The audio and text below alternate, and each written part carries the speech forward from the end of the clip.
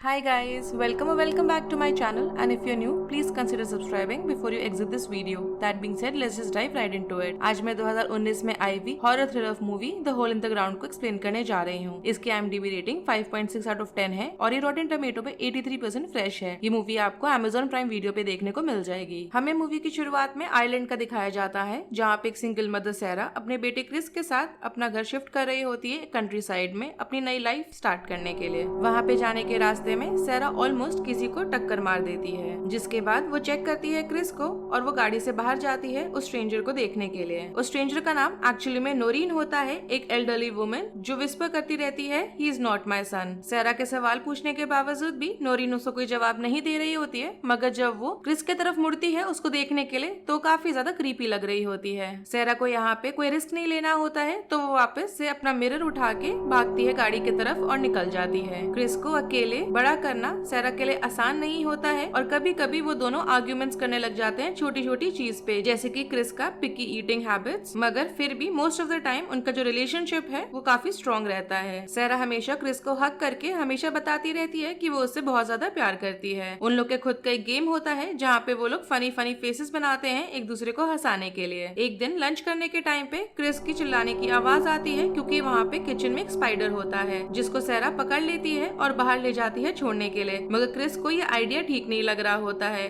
और वो कहता है कि वो वापस आ जाएगा। गुस्से में वो मेंशन भी करता है कि अगर उसका फादर होता तो वो स्पाइडर को मार डालता, जिसके बाद वो सैरा से ये भी पूछता है कि उसके फादर उनके साथ क्यों नहीं आए। ये पूरे सिचुएशन को समझाना काफी मुश्किल होता है, इसलिए सैरा बस ये बोल देती है कि इट इज कॉम्प्लिकेटेड, जिसको सुन के क्रिस को और ज्यादा गुस्सा आता है। वो स्पाइडर के ऊपर पैर रख देता है, जिसके बाद वो अपनी माँ को लायर बुलाता है और वहाँ से भागते हुए वुड्स की तरफ निकल जाता है। सैरा उसके पीछे भागती है और अब हवा बहुत तेज चलने लग जाती है जितना जितना वो वुड्स के अंदर जाती रहती है और एकदम से काफी शॉकिंग चीज उसको वुड्स के बीचों बीच दिखाई देती है। वहाँ पे एक्चुअली काफी बड़ा सा एक सिंक होल होता है उसके सामने। इसके पहले कि वो डिसाइड कर सके कि उसको क्या करना चाहिए, क्रिस उसके पीछे आता है और उसको अपोलोजाइज करता है कि उसने अपने फादर की बात लेकर आई बीच में, जानते हुए कि ये चीज उसकी मम्मा को कितना ज्यादा अपसेट करती है। ये सुन के सैरा उसको हक करती है और वहाँ से लेके जाती है जिससे कि वो उस होल को ना देख सके। आगे उसी रात सैरा को दरवाजे की क्रीक करने की आवाज आती है, तो वो उसको लॉक करने जाती है सोने से पहले। अब क्रिस भी नए स्कूल में जाना शुरू कर दिया होता है, मगर उसको दोस्त बनाने में मुश्किल हो रही होती है। उसको एक फ्लायर मिलता है जहाँ पे स्कूल का आने वाला टैलेंट कॉन्टेस्ट होता है, तो सैरा उसको बोलती है कि उसको उस चीज के लिए साइन अप कर देना चाहिए क्योंकि वो उसकी मदद करेगा और दोस्त बनाने में, मगर क्रिस को ये आइडिया ठीक नहीं लग रहा होता। आगे उसी दिन सैरा के कुछ दोस्त उसके घर आते हैं डिनर पार्टी करने के लिए, इंक्लूडिंग उसका बॉस लुइस, और सब एक दूसरे को क्रेजी क्रेजी कहानियां सुना रहे होते हैं, जिससे आगे चल के उसको नोरीन के बारे में भी मालूम चलता है,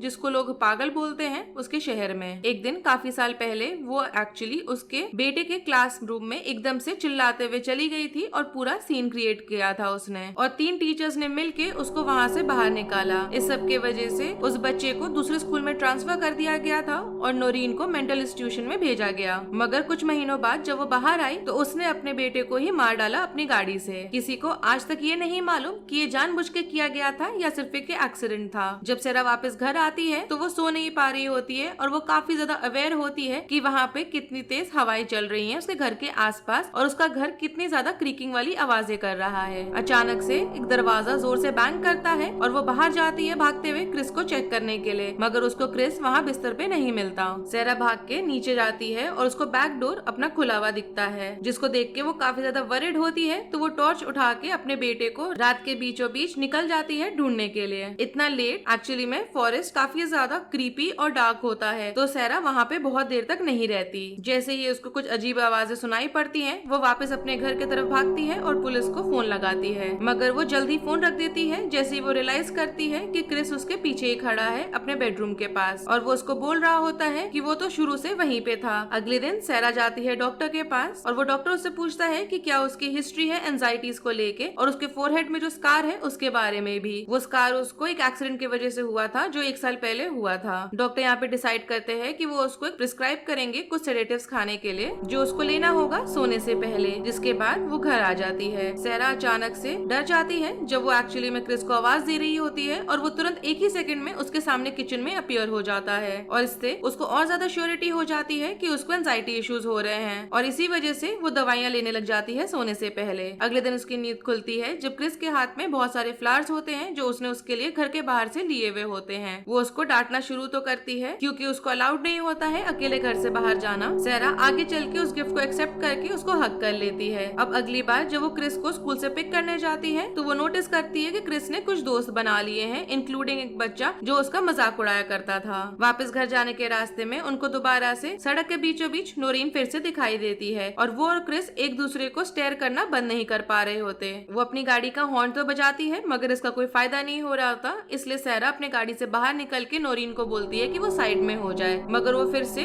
सिर्फ विस्पर कर रही होती है और इस समय वो ये बोल रही होती है कि इट्स नॉट योर बॉय। अचानक से नोरीन का हस्बैंड डेस वहाँ पर आता है और सैरा को अपोलोजाइज करता है कि उसने अपनी वाइफ पे ठीक से नजर नहीं रखी हुई, इसलिए वो बाहर आ गई है। नोरीन इसी चीज का फायदा उठाती है और वो गाड़ी के पास वॉक करके जाती है और पैसेंजर साइड विंडो पे मारने लगती है अपना हाथ और बोलती रहती है इट्स नॉट योर सन। वो इतना आगे तक निकल जाती है कि वो अपना सिर ग्लास पे मार मार के उसको तोड़ने की कोशिश तक करती है। इसी वजह से सैरा इससे ज्यादा और टाइम वेस्ट नहीं करती और वहाँ से निकल जाती है और डेस अपनी वाइफ को पकड़ता है जो उनको फॉलो करने की कोशिश कर रही होती है, मगर तब भी नोरीन अपने आप को छुड़वाने के लिए स्ट्रगल करती रहती है। अगले दिन क्रिस को स्कूल ले जाते समय वो डिसाइड करती है कि वो नोरीन के घर रुकेगी उसको चेक करने के लिए, मगर वहाँ पे नोरीन उसको मरी हुई मिलती है और जमीन में उसका सिर सिर्फ गड़ा हुआ होता है। आगे चल के जब पुलिस उसके घर आती है टेस्टिमनी लेने के लिए, तब सैरा नोटिस करती है कि उनमें से एक पुलिस ऑफिसर क्रिस को डिस्ट्रैक्ट करने की कोशिश कर रहा है आर्म रेसलिंग खिलाते हुए।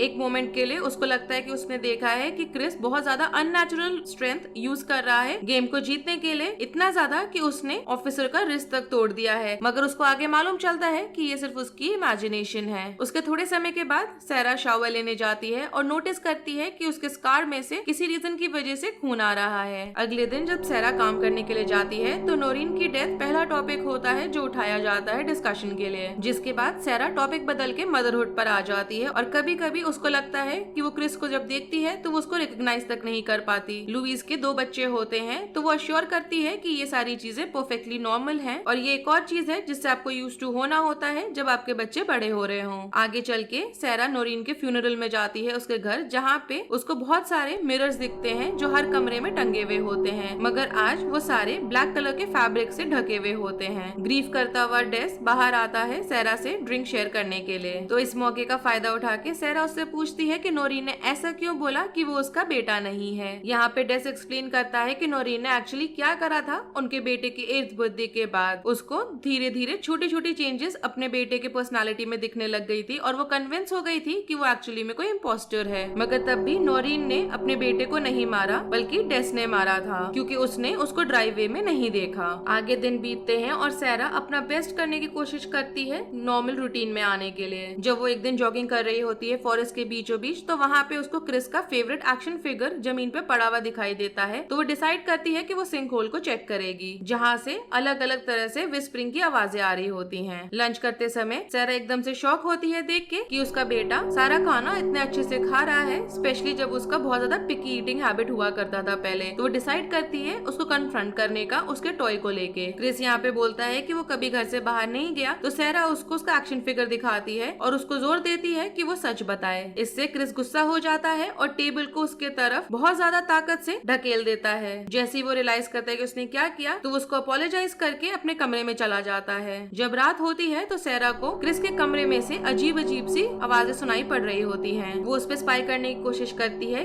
की होल और गैप जो होता है दरवाजे में उसके बीच में से, जिसको देख के वो एकदम से शॉक हो जाती है। क्रिस रूम के अराउंड मूव कर रहा होता है अपने चारों पैरों पे और एक स्पाइडर को पकड़ता है, जिसके बाद वो उसको खा लेता है। ये बहुत ज्यादा होता है सैरा के लिए हैंडल करने के लिए और वो भाग के अपने कमरे में वापस जाती है। और जब क्रिस उसको चेक करने के लिए आता है तो वो उसको एज यूजुअल जैसे गुड नाइट बोलती है वैसे ही बोल देती है। अगले दिन सैरा क्रिस को डॉक्टर के पास लेके जाती है, जिसको चेकअप करने के बाद क्रिस में कुछ भी गड़बड़ नहीं दिख रहा होता। प्राइवेट में सैरा क्रिस का बिहेवियर जो बदल रहा है वो बताती है, मगर डॉक्टर ज्यादा कंसर्न होता है सैरा के मेंटल हेल्थ को लेके और वो ये भी सोच रहा होता है कि कहीं सैरा का जो स्कार है वो एक्चुअली क्रिस के फादर के वजह से तो नहीं हुआ इंस्टेड ऑफ द एक्सीडेंट। आगे चल के सैरा डिसाइड करती है कि वो एक वीडियो कैमरा खरीदेगी और उसको वो छुपाती है क्रिस के बेडरूम की दीवार में। उस रात सैरा दवाई नहीं लेती है और अगले दिन सुबह क्रिस वैसे ही खाना खा रहा होता है बहुत ज्यादा जैसे वो आजकल खाने लगा था। सैरा यहाँ पे अपने ऑकवर्ड चीजों को लेके क्रिस से अपोलोजाइज करती है और इन रिटर्न क्रिस उसके स्कार को प्यार से टच करता है,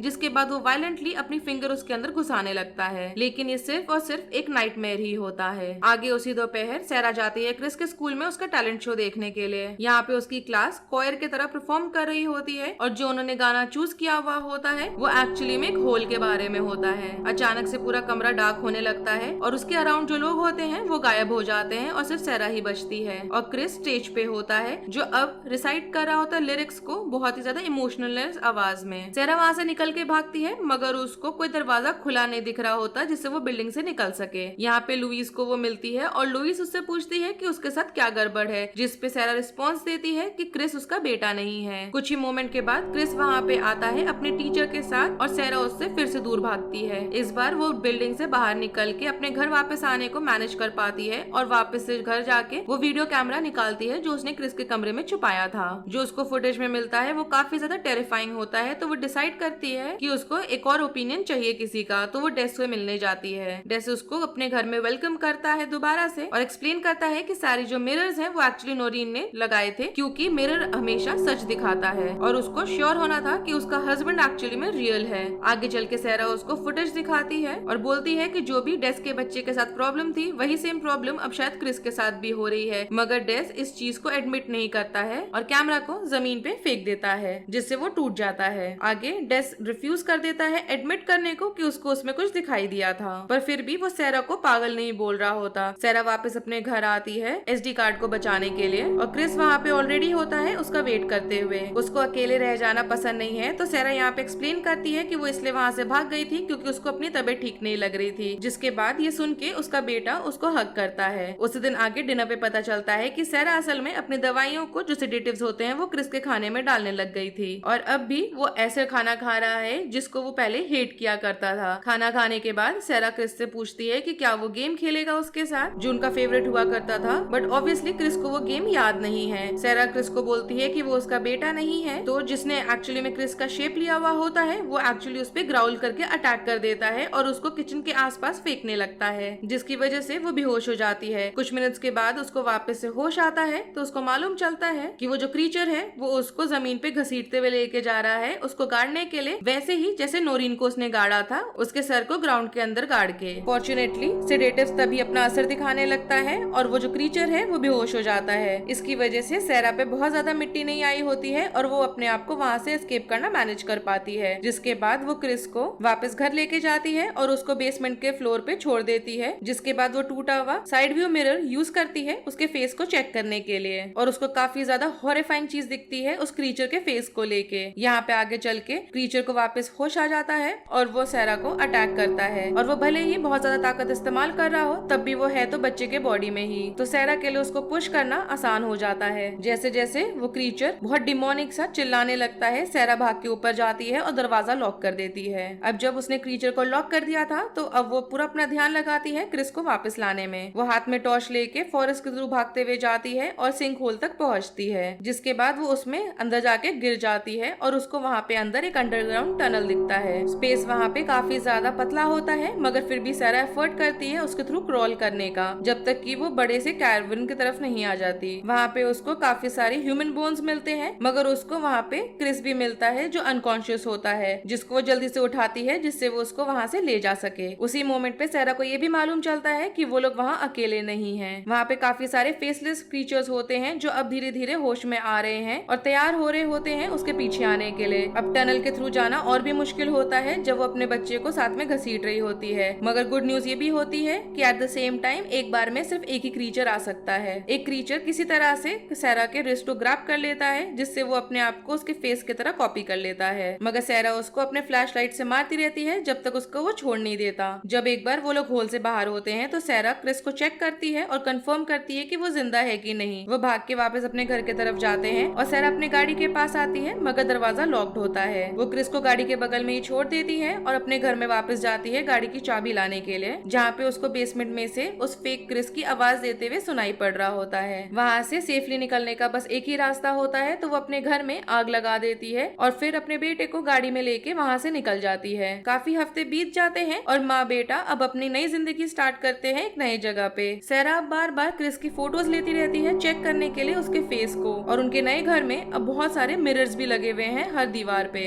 अगर आपको इस मूवी की एक्सप्लेनेशन पसंद आई हो then do like the video, subscribe to my channel, share it with your friends and don't forget to follow me on Instagram. Link आपको नीचे डिस्क्रिप्शन बॉक्स में मिल जाएगा। Thanks for watching, bye.